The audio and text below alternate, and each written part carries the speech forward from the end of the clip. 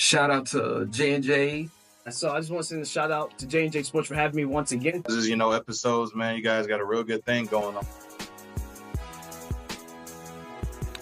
Well, I thought we'd discuss some of the stuff that happened in the NFL season opener. We had the Cowboys and the Eagles there in Philadelphia. The Eagles were hanging their Super Bowl banner. And I guess I'm just curious what y'all think about head coach Nick Sirianni keeping his players in the locker room for that. Because he didn't want them on the field, I guess. He said he didn't want it to distract them. Oh, I didn't even know that was a thing because I was at the station airing the game, so I didn't even know. I didn't hear them discuss that. But Sirianni, obviously a lot of people question him, but I mean, the guy wins. Obviously, he had that one down year, and then they came back and won the Super Bowl. But I'm a fan of his. Like, I just like coaches that win. I don't really care if they call plays. Like, I think Sirianni and Dan Campbell are like two coaches that, they just do what they need to do, but they're not calling plays on either end. So, As far as me, I was surprised. It was a good game, James. I know you watched it. I was going to ask you, man, how do you feel about CD Lamb? Because he was getting a lot of backlash, but he was doing everything in the game. So it's like, how you feel about that? Well, I know he was targeted 13 times. He ended up catching 9 of them for 110 yards. So leading the Cowboys in receiving, but you have to catch some of those balls. You got to catch them ones. It's like, because it's like you're not a new wide receiver. Like, we're expecting a lot from you, even though it's game one, and it's like, I think they would have won. Like, let's say if he catches 3 out of the 4 of those balls, because, the Cowboys, I know a lot of people going in, myself included, a lot of people thought they were probably going to get dog walked, but I mean, they played really well. Like, I think there was one stat I saw that, like, when Kenny Clark, who they just got from Green Bay, was on the field, in the run game, I think they were giving up, like, 3 yards a carry. But when he was off the field, I think Eagles were getting 6 yards a carry. Yeah. So, I mean, obviously I know how some Cowboys fans feel about Micah being gone. But, I mean, like, even my friend who's a Green Bay fan, like, he didn't want it. He was excited but bummed that they had to get rid of Kenny Clark. Yeah. So, I mean, Clark is a good player, but I really think even after the rain delay, like, the Cowboys were making stops. I think it was like, 5 punts in a row after not one punt being in the first half. But truthfully, I think if some of those balls are caught by Lamb, I think Cowboys would have walked out of there with the victory. Definitely. Even with the, I don't know if y'all seen the play when they was about to score and they had that fumble. They could have won the game right there. Oh, yeah.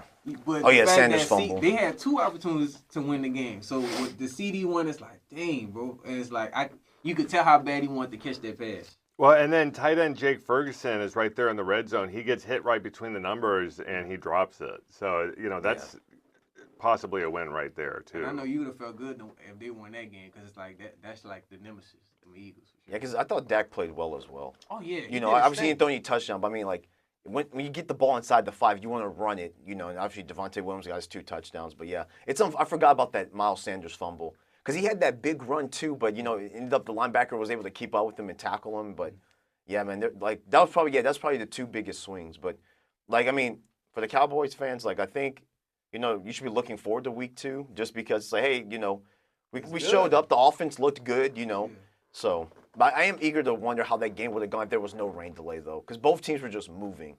Yeah. And after the rain delay, it's just punt, so. Yeah, James, they was looking real good. I'm excited. I think we definitely have to chat a little bit about Jalen Carter and the spit. Yeah. That's so another one. he spit on Dak Prescott in the first 6 minutes now, of the game. Now, they were showing footage of that kind of setting the tone with the spit or whatever. So when I seen that, I'm like, but he didn't really spit on him. He kind of spit on, like, the defense. Yeah, what happened was Carter was coming over to mess with the rookie Tyler Booker and kind of get in his head because they were going to be on each other all game. Yeah. And Dak saw it happening, saw him messing with his rookie. Yeah. So he spit in between his 2 linemen onto the ground. And then he said, "What, are you trying to spit on me?" And he's like, we're about to play a game. Why the F would I want to spit on you? And then that's when Dak got spit on. That's when he spit back and he got it on camera. Immediate ejection. Ejection, and then what else? Did he get Nothing else has been announced yet. I think he's going to get fined. I don't think Jalen Carter's going to get suspended for that. Yeah. Now, if it was something like he swung at Dak, I think maybe just because it's like no plays going on, you just smack a guy across the head. But I just think it's just going to be probably a fine because, it's going to be all over the social media and stuff. But I know some people, I've seen some stuff on Twitter, like he's going to get suspended, like to me that would be a whack suspension. I think Yeah. like just slap on the NFL wrist, would fine. definitely You know, be weak if they give him a suspension. For like that would have to be a continuous thing where he's just spitting on people to be suspended, in my opinion. Do the Eagles have a better outcome, especially like with the run game, if Carter's in?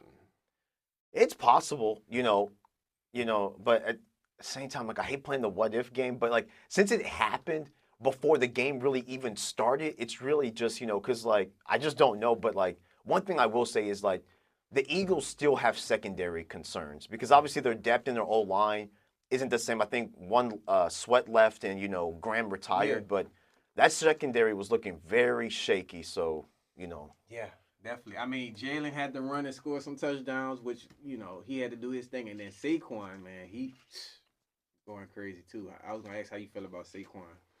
Yeah, he had a decent game, but I like the way they were able to hold him to just 60 yards. Yeah. So they were saying, you're not going to beat us in the run game. And the past 3 or 4 years, the Cowboys defense just continually got ran on for gigantic So he games. handled business this game one, for sure. And, I'm also curious what y'all think about how the Micah Parsons trade kind of went into the whole thing. Because, season opener, everyone was talking about it. Do I feel like the trade should have happened? No. I definitely think they should have waited, especially now since you see the momentum that the Cowboys had. With him on there, imagine what the game could have been, more of. So, I don't know. honestly, I wasn't surprised y'all traded him, but I just think all the antics that Jerry Jones was doing, like lying on Micah's agent, David Mulligetta, I believe that's how it's pronounced. I just think that's what kind of just made it worse. But I think David had said on First Take, I believe that I think Jerry told him either play on the 5th-year option or get traded. And so looking how everything was, like obviously the big thing was, Micah laying on the stretch bed, just on his phone or whatever. But, I thought the return was good. I know some people thought the Cowboys should have gotten more, but I mean, the Cowboys also wanted the player.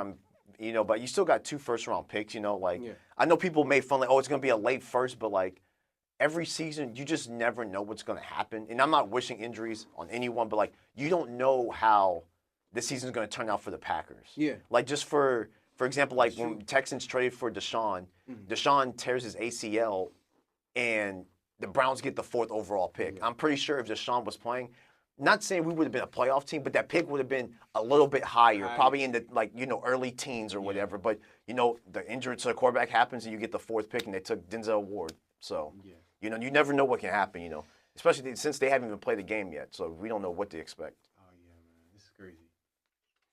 And then taking a look at the quarterback numbers, so Dak was 21 of 34, and then Jalen Hurts 19 of 23. So slightly similar numbers. 188 passing yards to Jalen Hurts 152. No rushing yards or rushing touchdowns for Dak, but Hurts got 62 and 2 touchdowns. Yeah. No interceptions from Dak, right? Yeah, no interceptions from Dak, and they also didn't sack Dak, which I'm curious, also, I feel like if Carter's in, other players are going to get opportunities to get sacks for the Eagles. And that's what I was saying. As long as Dak do his part, I see he took his time, he played smart. As long as he do that, he good, man. The rest is just the team now. Like the team, you know what I mean? So yeah, like you said about the O-line, the Giants, y'all play the Giants next week. They have Brian Burns, they just got Abdul Carter, they still got Kayvon Thibodeau. So I think early on y'all can still next week y'all still can get a good look to see how y'all D-line go, because obviously that's going to be a big what if. What if Jalen Carter was playing, because he is a terrific player, just that he makes head scratching decisions. But yeah, there'll be another, next week's definitely a game, must watch for the O-line, for the Cowboys to see. But, I mean, they did their job, I can't blame their performance that Jalen Carter didn't play, because Carter got himself kicked out. Yeah. It wasn't that someone stepped on his ankle, the dude just spit on the dude. So. Of course. Got it right on. Yeah, so if I'm a Cowboys fan, if I was I wouldn't even be playing the what-if game. It's like, hey, the dude got himself kicked out. Yeah. So, Absolutely. Didn't play 1 snap, so there's nothing for me to even think about. I'm curious how they would have performed, but I was really proud of the way the offensive line performed in that game. Oh, yeah, and 100%. Especially towards the very end with the hustle on the entire offense, the end of the first half, to go ahead and clock the ball and then get that field goal there towards the end. Because I think Dak only got sacked, once or twice? No, he didn't get He sacked sacked- at all. No? Okay. And Carter got sacked, or Hurts got sacked once. Once. Okay, that's what it was. Gotcha. Yeah, man, he's looking pretty good. I mean, I'm excited. Like I said, I'm excited. As long as no interceptions. I know we talked about the interceptions. He had that. Now, as far as the defense, we'll just kind of have to see. That's a question mark. How much do y'all think the 57-minute, or it was about 65-minute weather delay affected the game? Because the Cowboys were starting to gain momentum there. They were showing outside the arena the lightning and. Yeah, I think both teams were impacted by it because obviously all the punts and stuff. But yeah, honestly, I think both teams would have been scoring in the 30s the way that game was going because the secondary really didn't have an answer for CeeDee Lamb. Like CeeDee Lamb got in CeeDee Lamb's way with the drops, and obviously he's going to be better. I'm a fan of CeeDee Lamb. Yeah. And so, like I said, catch 3 out of 4 of those passes. I think Cowboys are running away with this game. No, they definitely. Especially with the way the defense was getting stopped, and it's after the delay against the Eagles. So that's how I look at it. Why I think Cowboys probably would have won that game if it wasn't for the drops. Yeah, definitely had. It would have been a 2-touchdown lead. Could have been.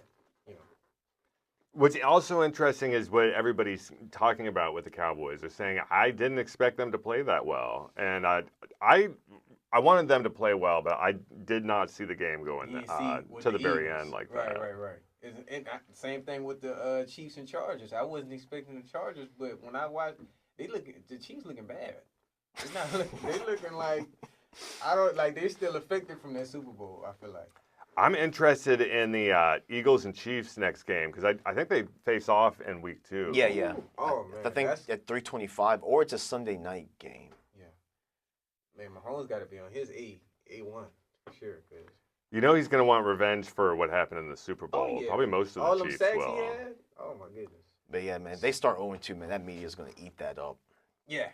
It's gonna be bad. Certain. It's gonna be bad. But I still think they'll be a playoff team. I know a lot of people have Denver winning the division, but if the Chiefs didn't win the division, I would think the Chargers would be division winners. But I do like what Sean Payton and Bo Nix have going on. Obviously, Denver has a good defense, but if it was up to me, if Chiefs aren't the division winner, I'm going with the Chargers. But you know what they say, Chargers sometimes, and stuff just goes left. So you just never know. As long as Herbert, the Chargers looking good, James. I ain't gonna lie, they got it. Yeah, they've got a lot of youth on the team, and that's helpful, especially when everyone's playing well, too. Yeah, Herbert. I seen a different side of Herbert in a minute. Curious, moving forward, is the Cowboys-Eagles game going to be the second matchup of this season? Is that going to be a must-watch game for NFL fans? Wait, which game, sorry? The next Cowboys-Eagles face-off this season, because it's going to be in Dallas. Probably. I could see it. Yeah, because it's going. But at that time, everything's built up, and now, if everything's still the same, it's good. Now you can see, Is CD doing his thing with these passes? Because, like the jump and fly pass, I get why he didn't catch that one. But the other ones that they were showing, are you supposed to? Yeah, that's where I was at. Yeah, like that jumping one, because it touched his hand, he should have caught it. But it was more like the drops from the highlights I saw from the other three was like, if he catch. But that one was just, you're putting your body on the line just trying to make the catch. Like I'm pretty sure, if 9 times out of 10, if we did it again, I'm pretty sure he catches it 9 times. Yeah. So I agree. One of the things I would have wanted the Cowboys defense to do or see more from them is to at least try to maybe put a spy on Hurts or do something to stop him from racking up some of those yards. I mean, see, the thing with Hurts is like, I don't know, man. And he's not like a small quarterback either. He just know how to get out of there. But I don't know. From when I'm looking from like on the TV, it looked like you could just get to Hurts. But I guess being there is probably different. Because it looked like you could just get to him. Yeah, because I think because both rushing touchdowns were he was under pressure, he was just able to escape. So I think he was 19 for 23 in the passing game. Like most of everything was underneath. The Cowboys secondary did a really good job on Devontae Smith and AJ Brown, who if I'm correct, I think combined for 3 catches, and AJ Brown didn't get his catch until the 4th quarter. So they locked I know people call Hurts like the dink and doink guy, but I mean. I have to go back and watch the film, but if the Cowboys contained everything, where else he's supposed to go with the ball? Yeah, I mean, the main thing is the receivers anyway. You know what I mean? Now, as far as the quarterback, that's up to everybody up close. But it's like the same thing with Mahomes. Usually, when you blitz him, if he's able to escape, it's going to be a first down or it's going to be a big play down the field. Like that's one thing that was so crazy about the Super Bowl was the Eagles didn't blitz one time. Yeah. And you see the difference where Mahomes can't scramble because there's more guys out there playing coverage where you can't really run. But when you blitz 6 guys and you can't get them, Mahomes is off to the races. And the same thing where it hurts, like even Lamar. Now, Lamar's faster than both of them. Like, you send 6 guys and can't get home and he's gone, good luck. Yeah. You know, so. The secondary was a major bright spot for the Cowboys. Yeah, 100%. Between Deron Bland and Trayvon Diggs, they only allowed 24 yards. So, and considering like the Eagles, they have those 2 number 1 wide receivers. I think the Cowboys now have 2 number 1 wide receivers. And that's one of the reasons they had so much success was Pickens was out there and he was taking a lot of attention off of everyone else. Yeah, shout out to Pickens too. I know we didn't kind of mention him, but shout out to Pickens. I know this is his first game. I'm expecting to see a lot from him for sure. And they penalized him for sure because you could tell he's gonna be one of the wide receivers that's gonna be hard to cover because they throwing flag. It's hard to cover him. Yeah, I think there was, if I'm correct, there was one play where he was kind of held, but I don't think any flag was thrown, but it kind of should have been thrown. Some people will kind of say he should have caught it, but for me, it's like, dude, the guy's being held. Yeah. And I think by the time the ball, I think he just put one hand out there, but it's like, if he grabs it with one hand, it's a touchdown because the DB fell. But I was surprised no flag was called, I believe, from that highlight. He's going to be tough to just guard, I feel like. Yeah. He was a major addition for the Cowboys, and I see them having a lot more success because last season they just had CeeDee Lamb, and, Jake Ferguson did as best he could, but there wasn't really a whole lot of other people for Dak to throw to. Yeah, so now he got 2 mains. Now it's no excuse. No, it's up. For sure, you guys. But that's the end of our show this morning, episode 122. We appreciate you guys, Byron, man. We appreciate you, man, for joining, man. Anything you want to shout out before we get out of here? Nothing. I'm just excited for the Texans game today. New offense, so exciting to see, Nick Haley take the, just take the, let the reins go and like, hey, guns blazing, man. Hey, do they think for sure. And I think we played the Cardinals today, so y'all, I pray that we do decent at least. But as always, I'm Jamar McKill. I'm James Jerwitz. I just got served with J&J Sports, episode 122. See y'all next week. J&J Sports. Coming to y'all live in 2025.